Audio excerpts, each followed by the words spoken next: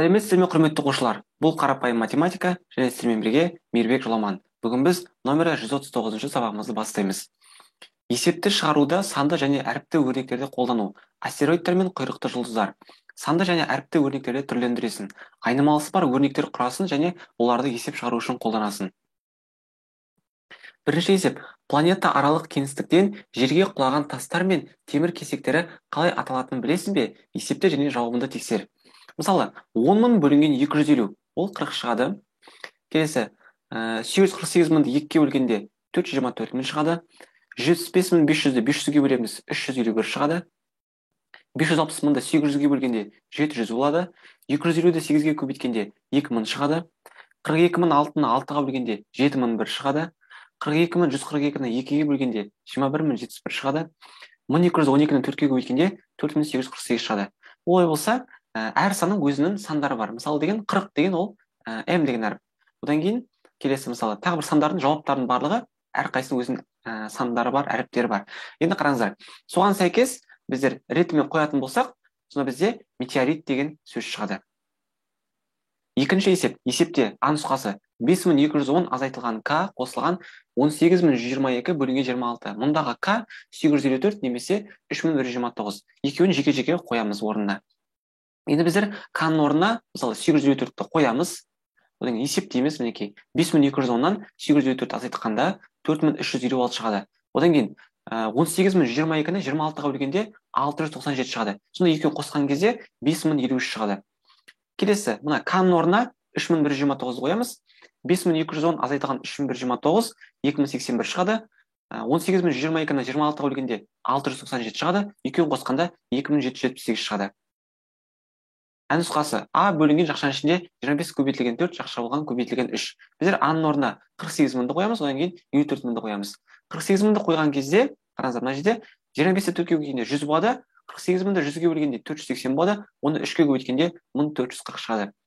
Келесі, А-ның орнына 54.000-ді қоямыз, одан кейін 25-ті 4-ге бөлгенде 100, 54.000-ді 100-ге бөлгенде 540 шығады, оны 3-ге көбейтеміз, 1620 шығады. Үшінші есеп, өрнектерді жаз. Әріптердің берілген мәнінде өрнектерді есепте. А нұсқасы. Жұмысшы С қорап әзірледі. Бұл жасалу керек қораптың 9-дан 1 бөлігін құрайды. Қанша қорап жасау керек? Мұндағы С тең болады 290. Қараңыздар. Әзірледі С қорап, жасалу керек белгісіз. Әзірледі С қорап деп айтты, ол тек қана барлығының 9-дан 1 бөлігін құрайды. Ал С бізде 290-ға тең. Өрнекті құрастырамыз, біздер С-ны 9-ға көбейтуіміз керек. Енді С-ның орнына 290-ды қоямыз. 290-ды 9-ға көбейткенде 2610 шығады. Жауабы 2610 қорап жасау керек. Бұл барлығы, иә? Келесі, А нұсқасы. Аудармашы мәтіннің Б бетін аударды. Бұл аудару керек беттің 9-дан 3 бөлігін құрайды. Барлығы қанша бет мәтін аудару керек? Аударды Б бет. Бұл бізде барлығын тек қана 9-дан 3 бөлігін құрайды. Бізде Б 27-ге тең. Енді өрнегін құрастырайық. Біздер Б-ны 3-ге бөлеміз, 9-ға көбейтеміз. Бұның орнына 27-ні қояйық. 27-ні 3-ге бөлгенде 9, 9, 9, 81. Жауабы барлығы 81 бет мәтін аудару керек. Енді төртінші нұсқасы. Есепті амалдар бойынша шығар. Неше амалмен шықты? Автобекетте 1000 мәшине бар. Олардың 385-і жеңіл, ал қалғаны жүк мәшинелер. Жүк мәшинелердің 5-2 бөлігі техникалық байқауға жөнелтілді. Автобекетте неше жүк мәшине қалды? Барлығы 1000 мәшине, жеңіл 385, ал жүк мәшине ол қалғаны. Енді техникалық байқауға осы жүк көліктерінің тек қана 5-2 бөлігі жіберілді, ал қалғаны қанша екенін табуымыз керек. Енді біздер 1000 азайтылған 385 дейміз. Бізде 615 шығады. 615 деген ол жүк машиналардың жалпы саны. Одан кейін біздер оны 5-2 бөлігін табуымыз керек. 5-ке бөлеміз, 2-ге көбейтеміз. 246 шығады. Олай болса, 246-сы ол техникалық байқауға жіберілді. Ал енді қалғанын табуымыз керек. 615-тен 246 азайтқанда 369 шығады. Жауабы автобекетте 369 жүк мәшине қалды. Бесінші есеп. Амалдардың орындалу ретін анықта және өрнектердің мәнін тап. Мысалы, бір жақшадағы амалды орындаймыз. Азайтқан кезде 587 шығады. Одан кейін көбейтуді орындаймыз. 47-ге көбейткенде 27589 шығады. Одан кейін үшінші амал қосамыз. 10.011-ді қосамыз оған. Сонда бізде 37600 шығады. Келесі, жақшадағы амалды орындаймыз. Азайтқан кезде 86 шығады. Одан кейін оны 602-ге көбейтеміз. 51772 шығады. Одан кейін үшінші амал азайтамыз. Азайтқанда 34.846 шығады. Келесі, бірінші амал жақшатақ амалды орындаймыз. 982-ден 709 азайтамыз, 273 шығады. Одан кейін екінші амал 273-ті 852-ге көбейтеміз, 232.596 шығады. Одан кейін үшінші амал азайтамыз. Азайтқан кезде 222.988 шығады. Келесі, жақшатақ амалды орындаймыз. 738-ге 906-ны қосамыз. Бұл бізде, мінекей, бірінші амал. Одан кейін екінші амалды көбейтеміз. Содан кейін, мінекей, екінші амал. Сосын үшінші амал бізде азайту. Қараңыздар, қосқан кезде 1644 шығады. Одан кейін көбейтеміз. Көбейткен кезде 616.500 болады. Одан кейін азайтқан кезде 329.047 шығады. Алтыншы есеп. Өрнек бойынша есеп құрастыр. Нұсқасы 120 қосылған 65 көбейтілген 2. Қараңыздар, қалам 120 теңге. Дәптер 65 теңгеден 2 дана. Барлығы қанша? 65-ті 2-ге көбейткенде 130, 120-ға 130 қосқанда 250 шығады. Жауабы барлығы 250 теңге жұмсалды. Нұсқасы 168 азайтылған 43 көбейтілген 2. Бізде мысалы көк шар 168 теңге, ақ шар 43 теңгеден 2 дана. Біз бірімен салыстырып, олар қаншаға кем екенін табуымыз керек. 43-ті 2-ге көбейтеміз, 86 шығады. 168-ден 86 азайтқанда 82 шығады. Жауабы ақ шарға, көк шарға қарағанда 82 теңге кем жұмсалды. Бұл нұсқасы 15 көбейтілген 4 қосылған 12 көбейтілген 4. Кәмбит 15 теңгеден 4 дана, сағыз 12 теңгеден 4 дана. Барлығы қанша теңге? 15-ті 4-ге көбейткенде 60 болады, 12-ні 4-ге көбейткенде 48 шығады, 60-ға 48 қосқанда 108 шығады. Жауабы барлығы 108 теңге жұмсалды. Жетінші есеп, тапсырманы орында. Ғарыш станциясындағы ғарышкерлер 4 ай бойы өсімдіктердің орбитада қалай тіршілік ететінін зерттеді. Олар бидайдың өскенін бақылап, ай сайын биіктігін жазып отырды.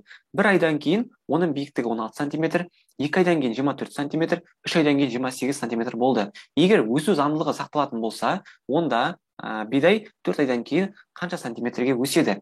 Қараңыздар, бір айдан кейін 16 сантиметр, 2 айдан кейін 24 сантиметр, 3 айдан кейін 28 сантиметр, 4 айдан кейін қанша сантиметр? Мінекей, 16, 24, 28 деп жазамыз. Енді қараңыздар, олар қаншаға өсіп отыр екен? Мысалы, бір айда ол 16 сантиметрге өседі. Қараңыздар, келесі айда қаншаға өсті? Ол үшін 24-тен 16 азайтамын. Одан кейін осында екінші айда 8 сантиметрге өседі. Осын үшінші айда 28-тен 24 азайтқанда 4 сантиметрге өскен. Қараңыздар, 16 сантиметрге өседі, 8 сантиметрге өседі, 4 сантиметрге өседі, көрдіңіз ба? Сонда деген қандай заңдылық бар мына жерде? 2 есе кішірейіп жатыр. Қараңыздар, 16-ны 8-ге бөлеміз 2 болады, 8 4-ге бөлеміз 2 болады. Енді ол деген келесі айда 4 сантиметр емес, одан 2 есе кіші, яғни 2 сантиметрге өсетін болады. 4-ті 2-ге бөлгенде 2. Сондықтан мен деген 28-ге 2-ні қостым, ол бізде сонда 30 сантиметр болады. Қараңыздар, сонда бірінші 16 болды, осын 16-ның жартысы 8, оған 8 қосылды, осын 8-дің жартысы 4, оған 4 қосылды, одан кейін 4-дің жартысы 2, 2 қосылып жатыр. Көрдіңіз ба? Жауабы бидайдың 4 айдан кейінгі биіктігі 30 сантиметр болады. 8-ші есеп, өрнектің мәні тура болатындай сұрақ белгісінің орнына цифрлар қой. Мысалы біздер есептеп көрейік. 6-ға 3 қосамыз 9, 9-ға 7 қосқанда 16, 6-сын жазамыз, бірі ойда. Одан кейін 1-ге 9 қосқанда 10, 0-ін жазамыз, бірі ойда. 1-ге 7 қосқанда 8, 8-ге 5 қосқанда 13, 3-ін жазамыз, бірі ойда, 1-ге 1 қосқанда 2, сонда 2306 шығады. Келесі, 8-ге 9 қосқанда 17, 17-ге 3 қосқанда 20, 0-ін жазамыз, 2-сі ойда, 2-ге 6 қосқанда 8 шығады, 5-ге 2 қосқанда 7, 7-ге 4 қосқанда 11, 1-ін жазамыз, бірі ойда, 1-ге 1 қосқанда 2, 2180 шығады. Келесі, 9-ға 2 қосқанда 11, 1-ін жазамыз, бірі ойда, 1-ге 8 қосқанда 9, 9-ға 6 қосқанда 15, 5-ін жазамыз, бірі ойда, 1-ге 3 қосқанда 4, 4-ге 7 қосқанда 11, 1-ін жазамыз, бірі ойда, 1-ге 1 қосқанда 2, 2151 шығады. 9-ші есеп, әрбір сандар тізбегіндегі заңдылықты анықтап, қалдырылған сандарды қой. Мысалы, қараңыздар, заңдылықты қарайық. 1, 8, 11, 18, тағы сол сияқты, 28, 31 дейді. Енді біздер бірінші заңдылықты анықтауымыз керек. Азайтып көрейін. Мысалы, 8-ден 1 азайтқанда 7 шығады. Одан кейін 11-ден 8 алғанда 3 шығады, 18-ден 11 алғанда 7 шығады. Қараңыздар, сонда 7 қосылады, 3 қосылады, 7 қосылады, енді 3 қосылу керек, көрдіңіз ба? Сондықтан 18-ге 3 қосам 21 шығады. Сонымен деген мына көп нүктенің орнына 21 деген сан қою керекпін. Тексеріп көрейік. Одан кейін 21-ге 7 қосамыз 28 шығады, көрдіңіз ба? 28 шығып тұр. Ал енді керісінше жүретін болсақ, мына жерде 31-ден 28 айтқан кезде 3 шығып тұр. Жалпы заңдылық орындалып тұр. Сондықтан 1, 8, 11, 18, 21, 28, 31. Қараңыздар, 1-ге 7 қосады, 8 шығады. 8-ге 3 қосқанда 11 болады. 11-ге 7 қосқанда 18, 18-ге 3 қосқанда 21, 21-ге 7 қосқанда 28, 28-ге 3 қосқанда 31 шығып тұр. Көрдіңіз ба? Заңдылық. 7 қосады, 3 қосады, осылай кезектесіп отырады.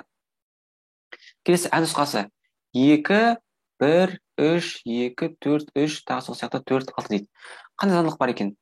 2-ден 1 азайтамыз, 1 шығады. 3-тен 1 азайтамыз, 2 шығады. 3-тен 2 азайтамыз, 1 шығады. 4-тен 2 алғанда 2. Біздер мына бір-біріне жақын тұрған сандарды бүйтіп кезектесіп бір-біріне азайтып жатырмыз, қаншаға өсіп жатқанын табу үшін. Одан кейін 4-тен 3 азайтқанда 1. Сонда деген, одан кейін 3-ге қосамыз 5, 5-тен 1 алғанда 4, 6-тен 4 алғанда 2. Бұл жерде біздер заңдылықты анықтап жатырмыз. Енді тексеріп көрейік. Мысалы қараңыздар, 2-ден 1 азайтады, 2-ден 1 азайтады, 1 шығады. Қараңыздар, 1 азайтып тұрды. Сосын ары қарай тағы 2 қосады. 1-ге 2 қосқанда 3 шығады. Одан кейін 3-тен 1 азайтады, 2 шығады. 2-ге 2 қосады, 4 шығады. Сосын 4-тен 1 алғанда 3 шығады. 3-ге 2 қосқанда 5 шығады. 5-тен 1 алғанда 4 шығады. 4-ге 2 қосқанда 6 шығады. Қандай заңдылық байқап тұрмыз? 1 азайтады, 1 азайтады, 2 қосады. 1 азайтады, 2 қосады. Көрдіңіз ба? Осындай заңдылық бар екен. Келесі, бұл нұсқасы. Мінекей біздерде енді заңдылықты анықтайық. Мына жерде 21, 15, 22 дейді. 21-ден 15 азайтамыз, 6 шығады. 22-ден 15 алғанда 7 шығады. 22-ден 14 азайтамыз, мінекей 8 шығады. 23-ден 14 азайтқанда 9 шығады. 23-ден 13 азайтқанда 10 шығады. Енді қараңыздар, соның заңдылық қандай? Мына жерде 6 азайтылады, 7 қосылады. 8 азайтылады, 9 қосылады. 10 азайтылады. Сандар кезек-кезегімен, бірақ қосылады, азайтылады, қосылады, азайтылады. Көрдіңіз ба? Так, тексеріп көрейік. Қараңыздар. 20-дан 4 азайтамыз, 16. 16-ға 5 қосамыз, 21. 21-ден 6 алғанда 15. 15-ге 7 қосамыз, 22. Одан кейін 22-ден 8 азайтқанда 14. 14-ге 9 қосқанда 23. 23-тен 10 азайтамыз, 13. 4, 5, 6, 7, 8, 9, 10 деп кезектесіп кетті сандар. Бірақ біреуінде азайтады, біреуінде қосады, солай кезектесіп тұр екен. 10-шы есеп. Өрнектер жаз. А тең болады 6, С тең болады 2 деп алып, өрнектің мәнін тап. Ғарыш туралы не білесің байқауын өткізу үшін 96 оқушыны топтарға бөлді. Әр топта А ұл мен С қыз бар. Байқауға барлығы қанша ұл, қанша қыз қатысты?